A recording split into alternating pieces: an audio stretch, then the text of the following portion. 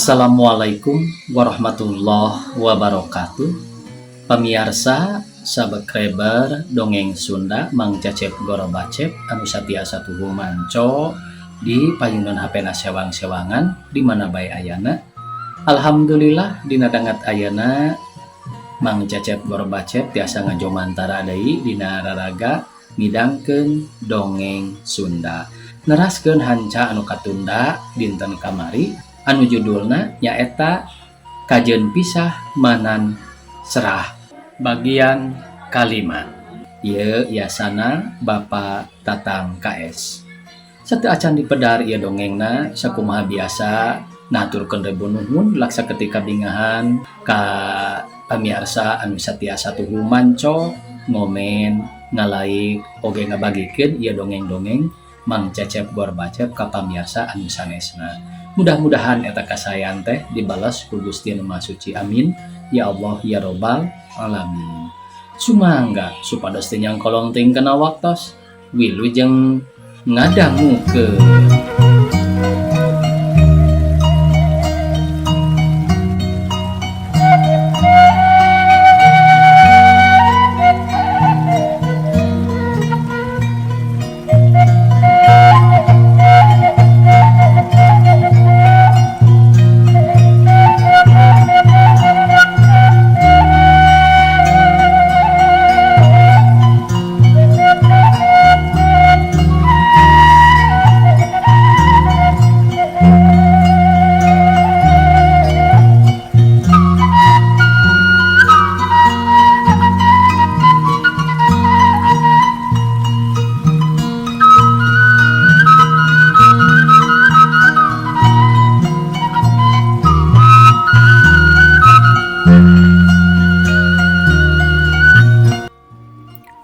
Isukna ninggang kana tanggal 2 April tahun 1840 genap kirawan Cihaneut moyan sabasa tentara-tentara beres arapel Sutawijaya ngurunyung nyamperkeun ka Hardi anu keur campego dina lawang panto piket ngarendeng jeung Patimah. Har, deuk ayeuna bae menghadap ke komandan teh. Ayeuna bae, Pak, ngarah Jongjon. Walar Hardi bari cengkat nangtung tuluy ka jero nuturkeun Sutawijaya.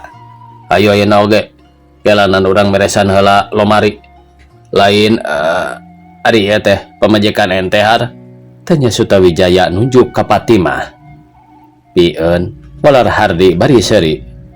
Kutan pieun ieu teh nepangkeun atuh Mas. Patimah walarna bari ditungtungan ku imut mani ngagelenyo. Ari itu saha anu saurang deui har? Sutawijaya nunjuk ka Mang Emen anu katinggalina keur diuk dina kursi yang hareupan koran urut. Kituna teh aya kulagana ka Mang Emen make jeung di kacamata hideung. Sanggeus Sutawijaya nanya ka Hardi pok dibejakeun yen Mang Emen teh baturna anu pada sarua boga maksud deuk ngagabungkeun diri. Ari panyana dewek keluarga ente ieu teh nepangkeun atuh Pak. Cuk Sutawijaya bari leungeunna ranggah ngajak sasalaman ka Mang Emen, tapi anu diajak nama Jongjon bae tungkul teu ngareret-reret acan. Har, nah kalakah cicing bae diajak nyarita teh euy. Kawas dongeng seleing mah Hardi, teu pupuguh jelema bonge kitu dibabawa ka dieu. Moal matana bolor mah. Cuk Sutawijaya bari ngabalieur ngarasa ambek dumeh Mang Emen ditanya cicing bae.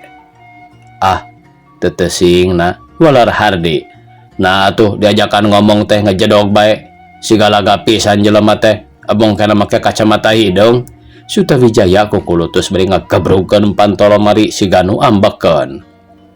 Boa nundutan Pat, da eta mah jelema teh beuki pisan hees. Nuhun panginten Kang Hardi. Patimah nyambungan bari netep kana beungeut Mang Emen. Hayam digoreng ngan ilih. Bae, bae, molor euy. Panyana dewe keur maca koran, teu kaciri hees, da kahalangan kacamata hideung. Si horeng matana mah porem.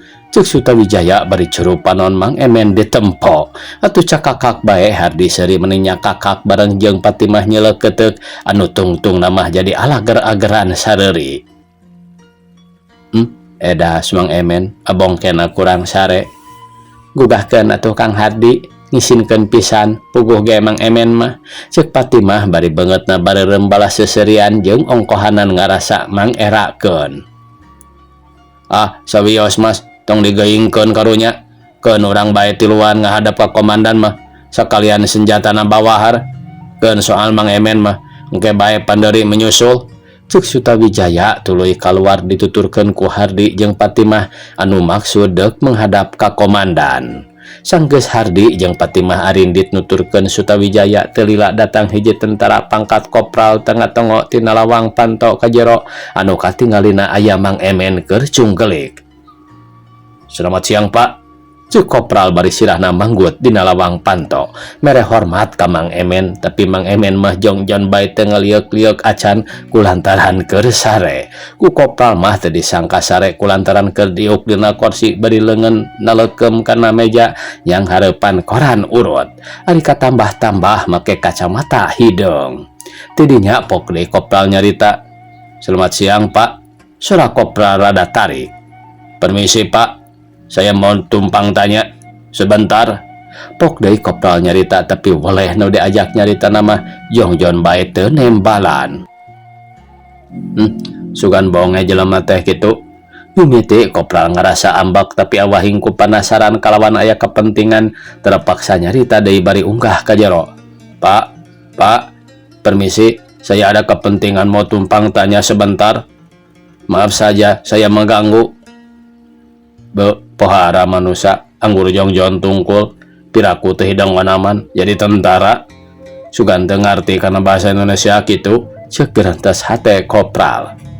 "Punten Pak, abi ngaganggu sakedap bade ngiring tumaros manawi uninga sareng jerengan sersan dahlan." Ah, bener manusia goblok sugan. Kawas ditanya kudu burung bae nyieun gede hulus ya. Hei Bung, kucelek si laing teh." Ceuk kopral bari nyirilik asup ka jero nyamperkeun ka Mang Emen di barengan ku hate ngarasa nafsu. "Kunaon si laing teh balaga pisan kawas lain jeung bangsa sorangan bae sia." Ditanya sebener-bener mumul nembalan. "Deus ku kacamata hidung si laing teh. Pangkat naon si laing teh Eueuh pisan ajenan mending ngarekan pisan boneka hirup." Ditanya sababaraha kali anggur jongjon bae ngejedog. "Bonge sia teh atawa bolor matana? Ayo nembal sia. Lamun teu ngomong ditampiling sia ku aing. Da ngomong sia moal Teu lila Mang Emen rada ngulisik bari nyarita kieu. Ulah hariwang Neng, keun aya Mang ieu. Kumaha atuh Neng, Mang teh ridu ku senjata. Geura tingali bae ka ditu kuncep jeung ku Neng." Jep Mang Emen jempe deui. Kopral jadi bengong ngadangi omongan Mang Emen kitu teh asa pasalia nakar anu akhirna kopral penasaran. Tuluy ngalengkah ngadeuketan bari ngalak ngilik beungeut Mang Emen. Barang disidik-sidik teh panon Mang Emen peureum siung horeng dia nyarita kitu teh taksiran ngalindur. Tungtungna mah kopral jadi seuri koneng. Asem karanji paingan dibawa nyarita ngajedog bae ari molor mah si kasebelan teh. Siung horeng ngocomang teh ngocomang ngalindur. Bo sial aing mah papantogan teh keun sia deuk direwas sakalian ku aing. Ceuk kopral bari cagkeun sapu-sapu bulu hayam anu ngagantung dina bilik dicokot anu maksudna deuk dipake neunggel meja ngerah Mang Emen rewaseun. "Hei Bung, aya munding edan ngamuk." Ceuk kopral bari neunggelkeun gagang sapu-sapu bulu hayam kana meja mani tarik nakara. Atuh ku ayana digareuwahkeun kitu teh Mang Emen kuat kangorecat geus kitu ngapajir lumpat kaluar balik ke keleuwehan. Tuluy kebat lumpatna kawetan siga nudek nuju ka hiji ruangan anu kabeneran pantona muka. Barang Mang Emen deuk asup pisan dina pelebah lawang pasangrok jeung Sutawijaya anu kakarap pisan kaluar ti kamar komandan. Bari dituturkeun ku Hardi jeung ku Patimah pandeurieunana. Ana jeger teh Mang Emen diadu nepi ka ngadayagdag malik deui ka tukang nyalopa dina lombang paragi runtah. Nya kitu deui Sutawijaya ngadanghak mundur ka tukang nemrag Hardi nepi ka labuh satu tumpuk tiluan. Samalah Patimah katindihan nepi ka ngoceak bakat ning kurewas. Katambah-tambah rokna ngabuliklak pingping mentok jaba kulitna anu bodas teh mani atra kabeh ngagelempong bersih. Untung na teh make daya rangkap muntek kitu pasti lamun aya nu nempo teh mah kadang kala olohok mata simeuten ulah-ulah bisa kalanger nempok rok Patimah jadi open cup. Sakitu ge untung badan Patimah teu lila open cup na teh kulantaran kaburu Hardi ngorejat kesit ngahudangkeun Patimah. Kunaon maneh teh? Tak kawas nu teu hidang lalampahan teh. Tanya Hardi bari ngeprukan calana. Lain dewek teu hidang, tuh ilikan batur si laing nu beureut teh mah. Teu popogo ujug-ujug jeger bae nomrag dewek. Bet nah atuh barina kadong dora si laing mah Hardi. Maka membawa jelema teu ecreg. Kilang kitu, hayang jadi tentara sagala. Boa boga penyakit sakalor Mang Emen mah euy. Cik Sutawijaya nyaritana kitu teh bari leungeun katuhung arampaan sirahna urut ti dagor kana tembokan leungeun kenca curugna ngacir nuduhkeun ka Mang Emen nu katinggalna keur kokosehan nyolopa dina lombang wadah runtah. Nah Mang Emen lalampahan teh teu beda ti budak keur lumanger. Nyarita kituna teh pikeun Hardi ngerasa seri koneng nempokeun Mang Emen doroesan teu bisa cengkat. Aduh Cep, apunten wae sana sedih aja. Punten pangbedolkeun heula ieu leungeun Mang Cep. Nah atuh Mang Emen lalampahan teh bodor-bodor lain. Ceg leungeunna dicekal ku Hardi tuluy dibedol nepi ka bisa hanjatna ka luhur.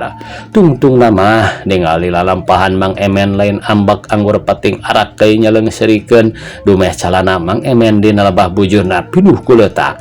Barina kitu aya kuleukeun leutak jeung kokotor tina lombang teh maka diusap-usap ku dampaleungeun meuni ramiping. Masalah tobat ting agung ilih mentega gening ata adol cek Mang Emen bari ngepet-ngepet leungeunna ramiping ku kokotor. Nyebutkeun kituna bari leungeunna dikepet-kepet teh kabeneran tungtung ramona keuna kana gagang kunci panto nepi ka kakepetkeunana. Geus kitu tuluy ditiupan awahing ku ngarasa nyeri cipanon kuat karambisak huntu mani nyengir teu beda ti domba keur ngasin. Garila teuing kaditu Mang Emen geura kacai babaraha sih. Cuk Sutawijaya bari ngalewas ngajajabkeun Hardi jeung Patimah ditempatkeun di hiji asrama. Ti harita Hardi jeung Patimah kalawan Mang Emen geus asup jadi TNI di Kesatuan Pil Preparation Biro 5 Kementerian Pertahanan dina tanggal 2 April tahun 1840 genap. Tapi pikeun Patimah mah ditempatkeunana di bagian palang merahna nu asramana rada nenggang ti anggota-anggota nu sejena samalah jeung Hardi ge rada anggang. Ganti poe nincak minggu tutup bulan ganti bulan ti harita nepi ka kiwari geus aya kana kurang leuwih 3 bulan titas ngagabungkeun diri kana hiji kesatuan TNI. Pikeun hubungan antara Hardi jeung Patimah asa beuki erat. Sok sanajan asramana nenggang ge teu boleh silih longokan. Geus puguheun soal dahareun mah teu sirikna boga rejeki sahuap sakopeun ge teu boleh silih kirim. Tanda geus nyata pageehna tali raga katineung antara batin jeung batin nu nurutkeun kusawangan lahiriah mah gumelana Hardi terhadap Patimah, boh Patimah terhadap Hardi sigana teh jauh kana pipukaheun. Kitu sotenan mungguh cek pandangan lahir tapi bubuhan ninggang disifat jalma mah. Najan 1000 pengkuh ge teu boleh pinanggih bae jeung dodoja atawa rintangan pikeun hirupna masing-masing. Anu disebutkeun hirupna jalma tara leupas tina kaluluputan kalawan tetep sok kasipatan ku kecap owah gingsir contona pikeun jiwa Patimah. Anu teu sangka baris robah pikiran katarik birahi ku hiji anggota TNI anu beunang disebutkeun eta lalaki teh baturna Hardi sagudung sagalang anu katelah ngaranna Mas Mulyana katurunan urang Japara, termasuk hiji pemuda terpelajar tur ngabogaan sifat alus basa hade rupa hirupna tara umaing tara ngagugulung kana susah jeung bingung. Sapopoe sok ngahibur diri sorangan dina sawaktu-waktu keur aya kasalsean babakuna boga hobi kana ngahitar. ku ayana pamuda eta pikeun Patimah rai-poe teh asa beuki ngarenggangan tarapati nyamperkeun ka Hardi geus puguheun Hardi mah kulangka nepunganana teh kulantaran berat ku tugas ari katambah-tambah batina ngarasa kaganggu balas mikiran anu jadi indungna geus sakitu bulan can manggih raratan di mana ayana. Nepi ka dina waktu harita kira-kira pukul 7:30 peting Hardi nangkarak bengkang dina pelbet bari panon kucap kecep ngaherang dibarung ku ngalamun anu akhirna keluar pertanyaan dina batin tina urusan dirina Patimah dumeh geus aya mingguna tara datang asa teu kaharti pisan ku Patimah geus aya kana samingguna tara lol ka dieu anu biasa nama setiap sore kudu bae nyamperkeun secara biasa geus puguh ari aing mah teu bisa minge aya kasebutna bagian lapangan tapi kaayanakeun Patimah jadi linghas kunaon atuh nah diri aing teh boga dosa kitu ka dirina tapi ari kula rasaan mah aing geus nyieun jalan naon keur ka dirina jeung asaku teu kahartina teh aing dibere lawon hirup aing dibere lawon saten beureum ge nah maka dicokot deui ku manehna Patimah naon dosa Kang Hardi teh kitu lamunana Hardi di waktu harita anu nepikeun ka jadi anteng mikiran buah hatena nepi ka datang hiji lalaki anu katelah kos wara nyamperkeun ka manehna ge teu kanyahoan nyaho-nyaho geus aya sagigireunana Hardi sinario Har maneh sore ieu teu katingali liar-liar kunaon aya nu karasa geuning koswara teu kunaon kos ieu keur ngaderehkeun ka capek saya teh dumeh tadi tas main bola ular Hardi bari gentak ngurejat siga nu reuwas puguh tita tadi saya teh Har ngabandungan ente disidik-sidik meni antengna keur ngalamun teh mikiran naon euy mikiran hayang kawin teu nya koswara bari seuri geus kitu durudud narik jojodog jangkung geek diuk nyang hareupan Hardi ari sanyana mah kos saya teh lain mikiran urusan hayang kawin da kawin teh teu babari komo ieu keur aya dina masa perjuangan balora mikiran nu kitu patut mikiran diri sorangan ge cantang tu hirup cantang tu paeh kulantaran sifat pejuang mah kabeh ge iwal tinarohkeun antara paeh jeung hirup diganda nyana ge saya hayang kawin bat saha pijalmanana nu sudieun ka saya mah batan sakieu jadi jelema taya kaboga bisa kumelendang di alam pawayangan ge geus untung teu kitu Har sifat jalma mah ulah sok ngarendahkeun teuing diri ayeuna ente ngarumasakeun jadi jalma taya kaboga sarua jeung saya diheung teuing isuk pageto mah saha nu nyaho kana patokan jeung nasibna jalma da eta mah lain panangtuan pikeun urang sasatna diatur jeung ditangtukeunana anging ku pangeran sifat jalma mah kabeh ge mungguh sakadar kakara kahayangna wungkul soal naon ieu teh make jeung kahayang-hayang kitu menta saya euy ceuk hiji lalaki nyambungan bari gek diuk gigireun Hardi anu tayalian eta lalaki anu kakara datang teh katelah Mang Emen ieu soal Hardi men na kumaha kitu cep tanya Mang Emen bari ngareret ka Hardi anu harita sajero koswara nyarita teh ngajelenggut siga aya kabingung eta cekeng teh abdi nyaritakeun saha pijalmeunana nu sudieun ka abdi da nya kitu keta memang jeung sanyana sifat jalma mah sok toleh aya bae kaprihatinan teh keelanan asa teu kaarti pisan keur Mang mah encep make nyebutkeun saha pijalmeunana anu sudi tanya Mang Emen duk narada ngised di barengan ku paroman siga nu panasaran hayang nyaho kana kaayaanana Hardi cing bejakeun kuncep tong dibuni-buni nah aya nu ngahina basa atawa kumaha lamun aya nu ngahina basa keun si Emen bagianana kenaon urang jauh-jauh ti tanah Bandung ka dieu teh lain ka irid ku Cikiih lain ka sered ku Cilencang justru maksud urang berjuang samemeh encep aya nu ngahina basa atawa aya nu dek ngabinasa si Emen heula ka hareup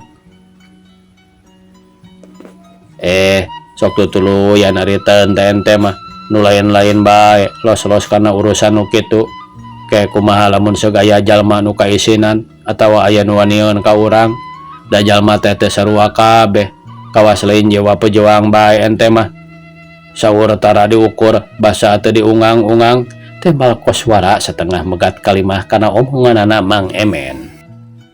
Ari kudu dijelaskeun mah Mang Emen kieu nya abdi teh lain aya nu ngahina basa atawa aya nu deuk ngaroga hala ngan babakuna mikiran soal nu jadi indung geus sakitu bulan ti mimiti nu jadi bapak korban nepi ka kiwari can manggih raratan di mana ayana nu jadi indung abdi.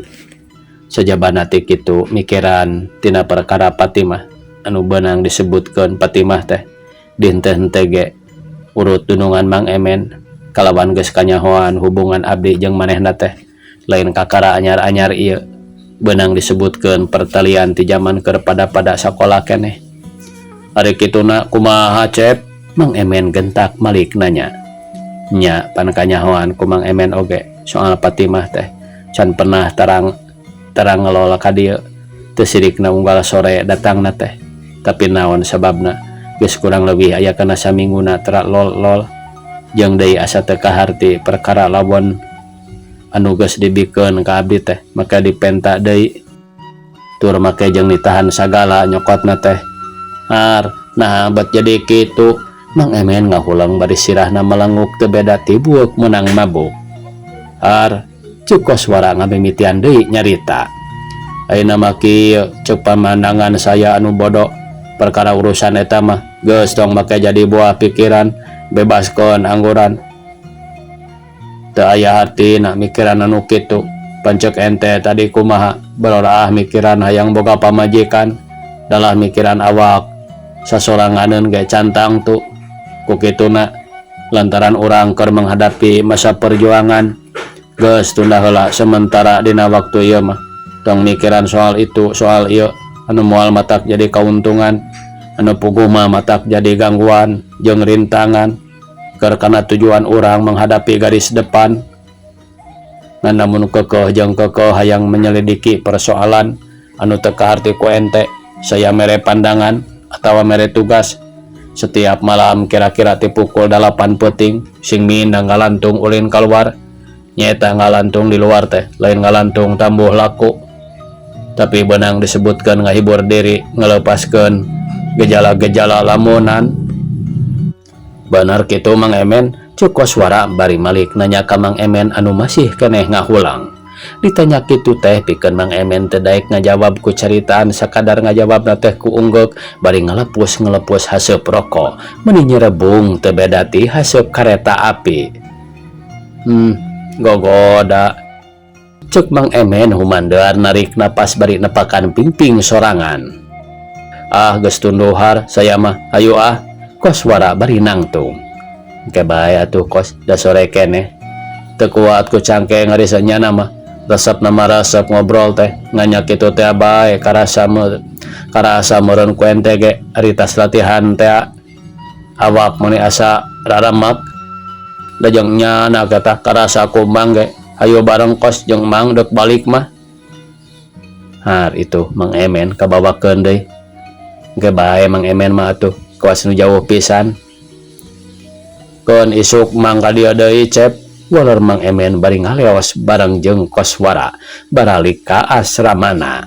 Sanggeus Mang Emen jeung koswara baralik ka asramana dikeresakeun hardi make aya pikiran hayang ngalantung. Keur mah kaayaan peuting harita karasana asa hareudang bayeungyang. Waktu hardi kuluntang kulinting deket lapang badminton panona ngareret ka belah kaler kana hiji patempatan anu aya tangkal camara ngarunggunuk. Lebah dinya katingali aya 3 jalma keur ngadon nariis. Anu saurang katinggalina keur diuk dina bangku bari nabeuh gitar anu duaan deui di antarana hiji awewe keur nangtung gigireunana. Panon hardi teu sirikna dibelel-belelkeun nyidik-nyidik dedeganana eta awewe anu geus teu tetela terus sidik nakar eta awewe teh buah hatena nyaeta Patimah teh. Teu lila batin hardi asa ngalaket teh ningali kaayaan Patimah dina peuting harita ngadak-ngadak awak asa ramoh poe ari katambah-tambah ngadenge sora Patimah keur ngalagukeun Bandung Selatan di waktu malam. Patimah Cek Hardi narik napas bari gentak balik deui ka asrama. Geus teu jadi kahelokan deui pamirsa mungguh kitu. Kuduna dina kaayaan waktu teu boleh ngagilir, teu boleh robah jeung robah. Leungit wanci peuting nyorang wanci berang anu dina mangsa harita kira-kira wanci bedung subuh anggota TNI anu di asrama Hardi pada ribut harudang cakah cikih cugceg kana senjatana masing-masing kulantaran menang perintah kudu arindit ka medan tempur pikeun ngabantu tentara-tentara anu keur bertempur di daerah Ranca Ekek. Anu waktu harita keneh anggota ti bagian Kementerian Pertahanan Biro 5 arindit kalawan teu sakumaha lila di perjalanan geus nerepi ka daerah Ranca Ekek. Anu teu kungsi loba pangaturan naon-naon darbae ngayakeun perlawanan terhadap musuh anu memang tembakan-tembakan ti pihak musuh sakitu hebatna. Sora bedil mesin jeung senjata-senjata 12,7 meningkat guruh diwuwuh ku tembakan kenon pating gelegara. Komando kadenge mere perintah ka bawahanana pating gorowok ti ditu ti dieu disambung ku komando ti bagian Kementerian Pertahanan Biro 5 ngagorowok mere parentah ka anggotana anu kakaradar ngayakeun perlawanan terhadap musuh. Maju, sayap kiri, maju, tembak, cilegur, cilegur, tar, tar, tek dung, tek dung, tar, tar, cilegur, maju, cilegur, maju, cilegur. Siap. Regu 1 turun ke bawah. Maju. Tembak. Deredet. Deredet. Tar. Tar. Tek dung. Tek dung. Cuit. Cilegur. Cuit. Cilegur. Gitulah kira-kira pemirsanya. Wios tadi.